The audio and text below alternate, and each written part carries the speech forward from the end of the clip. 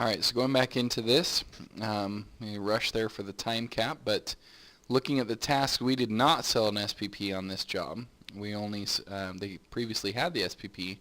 We had 3 separate tasks. So I'm going to load this back up, make sure we just had the one. Before moving on to the next day, I'm just going to double check everything. So we had 2 calls. They both sold, total 4.75 hours, the 55 for this, 4 tasks, 1 service agreement, no turnovers. So everything looks good there. So maybe I'll go ahead and close out of this.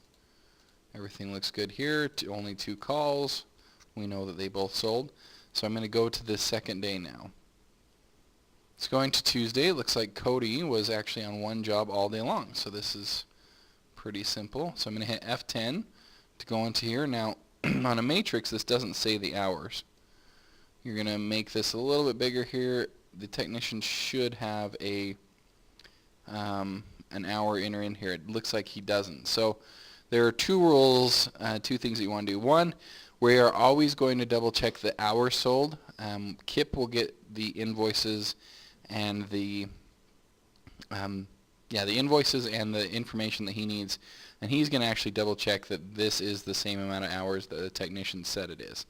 And we're going to use that to double check everything that we do in terms of the hours on this sheet. So right now, because I'm going to do a double check, I'm just going to guess. So here's the second piece, is how you understand what's going on. So with our hours sold, roughly 1 hour is about $500.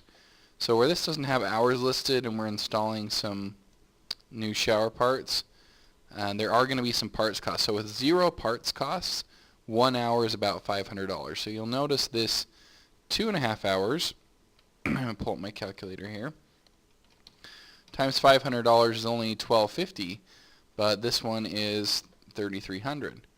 So there can be things like, okay, there's $1,100 of parts costs, there might be financing charges, there's other things that can factor into it. So if I said, you know, oh, this is 4 hours because of 500, that's not going to be correct because there's going to be parts costs. So for the time being, I'm going to say it's going to be 2.5 hours, but we are going to double check that once we get the information back from Kip. But for the time being, I'm going to say 5 hours.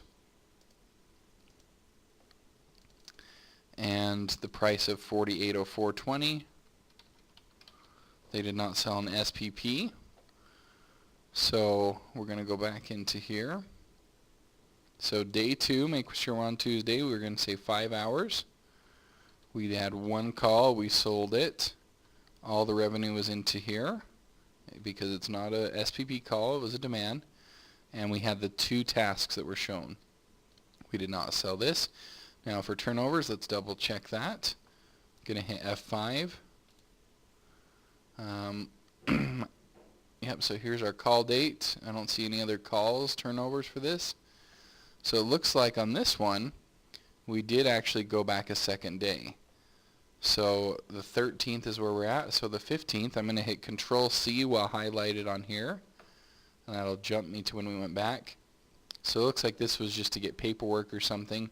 So I'm going to count it on the 1 day. But the important thing is that when we get to Thursday is that we're not going to count it a second time.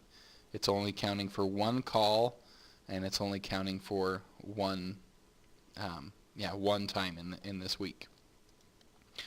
So to show you a little bit what a turnover will look like, I'm going to jump to one of these here.